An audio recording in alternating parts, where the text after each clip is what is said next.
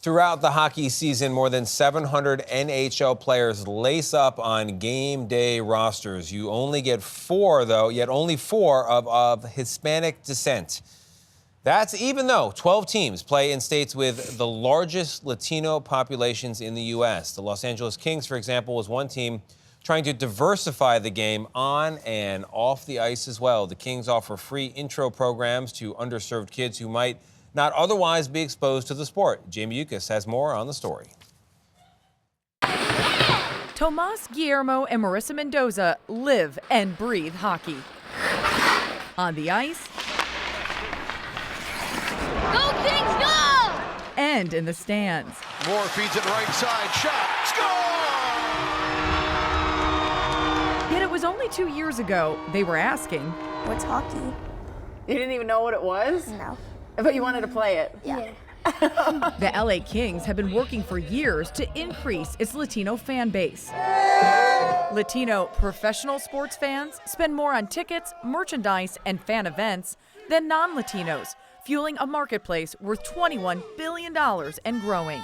But the percentage of those who follow the NHL is less than 7%. Francisco Rivera is working on changing that.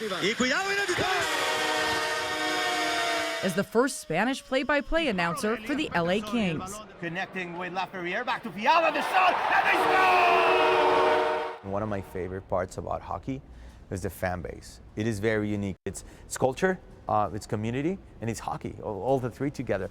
It's just incredible. Rivera grew up in Mexico City and helped the Kings start an elite training program in his hometown. Teams like the Vegas Golden Knights and the Dallas Stars are all taking a similar page from the Kings playbook, hosting their own clinics and community initiatives. Back in the U.S., the Kings elevated their efforts by sponsoring beginners classes through the organization 24 Degrees of Color. I thought it was going to be a hard sell.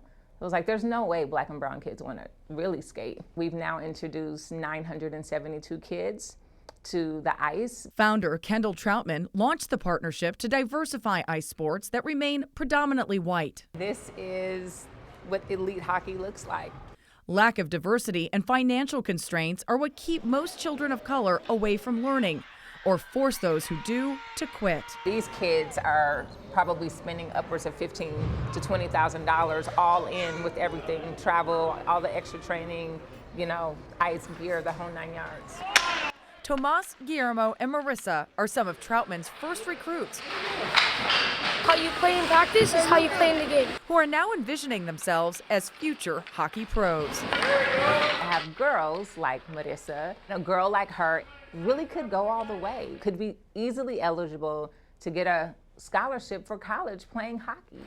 Troutman is determined to keep her talented players on the ice, yet her limited funds can only stretch so far. They're good at it.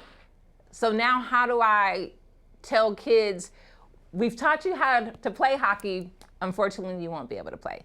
The costs are a constant concern for the Mendoza's mom, Susanna. We're constantly trying to do fundraising, and I just feel so guilty of asking the same people over and over. I wish that we could continue going, but there definitely is some things that we need to iron out. Still, the Mendozas continue to encourage their kids to love hockey. Look at that. Oh my gosh! Where are you going?